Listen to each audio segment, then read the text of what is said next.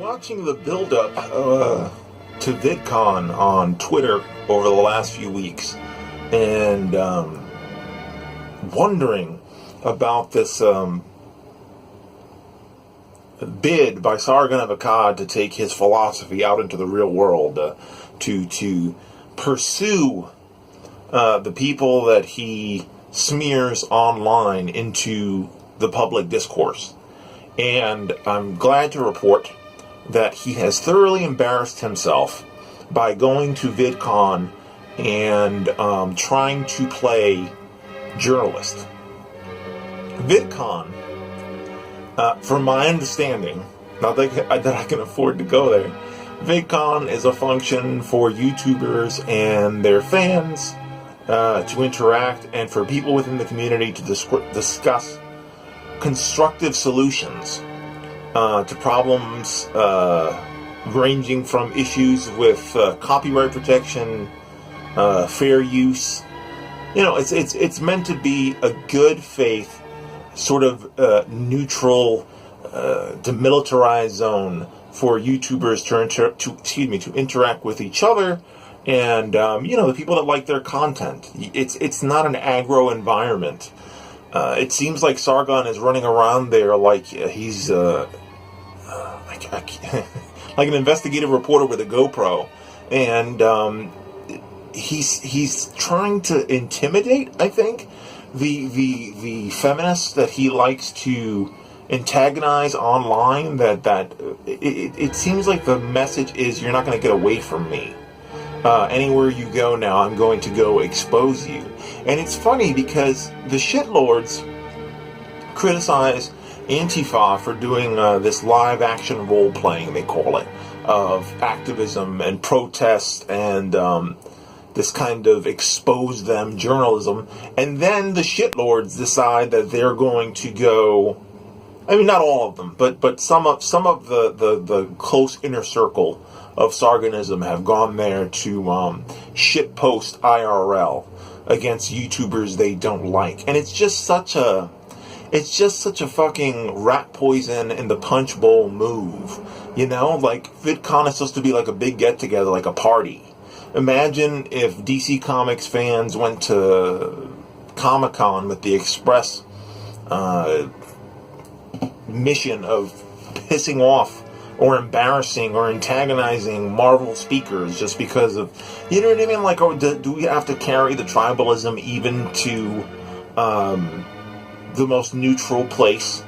You know, the place that has sort of a philosophy of unity, or at least, we're all YouTubers, we're all content creators, and we're going to meet on this neutral ground, and maybe we can find some kind of compassion and understanding for each other. Maybe we can sort some shit out that we can't sort out online. Sargon depends on the culture war that he's created. He depends on it for the survival of Kekistan. He depends on it for the survival of his income.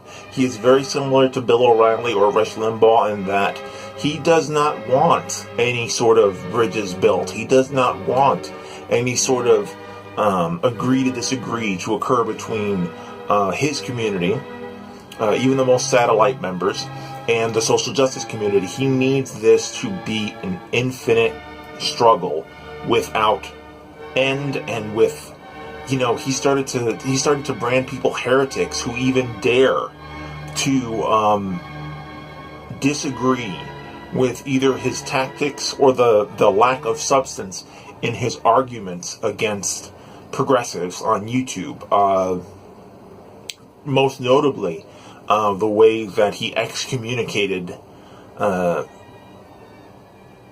Spinosaurus David Sharat not too long ago, and how he sort of shadow banned Thunderfoot, and I think most recently Tyler Preston for questioning the orthodoxy of shitlordism and the orthodoxy of Sargon's law, which is increasingly just becoming loyalty to Sargon. That seems to be the only law of his group. There's no cohesive political philosophy other than and being someone who supports Antifa, I'm not one to call the kettle black. So I'm not going to say that a movement that is entirely defined by what they're against is negligible. But I think at some point, your political movement, in order to have a fully formed direction, your political movement needs to go beyond defining itself by what it's against. For example, YouTube atheism had an opportunity to define itself by something other than what it was against when Atheism Plus popped up. They rejected that because at the time, TJ Kirk needed to make money off of the culture war that he created, and being for something is not a way to get video clicks. The only way to really get clicks is to make videos about what you're against. And, I've been a casualty of this. I've been complicit in the majority of this channel being videos of opposition. But I'm reacting to the political environment that's in front of me.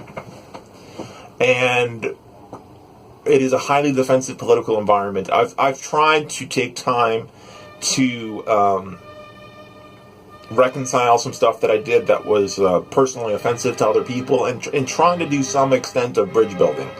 The point is that I think that it's in Sargon's interest to not let the wound heal. I think that he was afraid that if he didn't go to VidCon with this war flag, and some people are doing it in spite of him. I saw a picture that was very, very comforting, where H-Bomber Guy, ContraPoints, Lindsay Ellis, Chew on Head, and Armored Skeptic were all having a polite meal and talking to each other across, political lines. And that to me is the point of VidCon.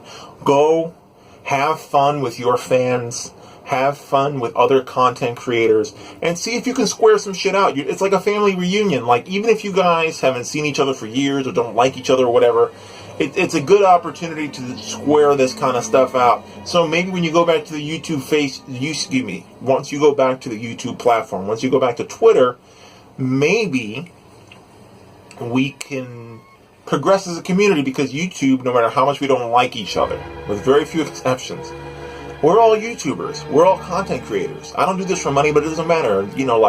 From the smallest to the greatest, we're all part of this community, and we all have goals and commitments to what this platform should be. And I'm sure that even Sargon could probably find some common ground with people on these basic issues of platform user friendliness and fair use protection and stuff like that. So I feel like a thought leader like him going in there with an antagonistic attitude and sitting up front at a panel about cyberbullying and harassment. Now you can debate. I'm sure the people on his side don't want to hear it, but you can debate whether or not Sargon is a cyberbully. It is of my opinion that Sargon has actively engaged in harassment and bullying behavior, even into real life, against feminists, including the Lush from Cardiff incident. So I think that it is in poor taste for a man who is an unapologetic, professional cyberbully, harasser, in my opinion, to go to a panel like that, knowing that not only is he going to be unwelcome, but he is going to be violating the personal space of people that he has antagonized in the virtual space in real life, is extremely bad faith. It is very salt in the wound. And then for him to posture victimhood when Anita Sarkeesian calls him out as a trash person. And I don't think that they were talking about specific people there. If Sargon, what's funny to me about Sargon's victimhood at the hands of Anita Sarkeesian is if he had not shown up to that panel, they would not have mentioned his name. And maybe that's his greatest fear, that people will start addressing issues and not individuals.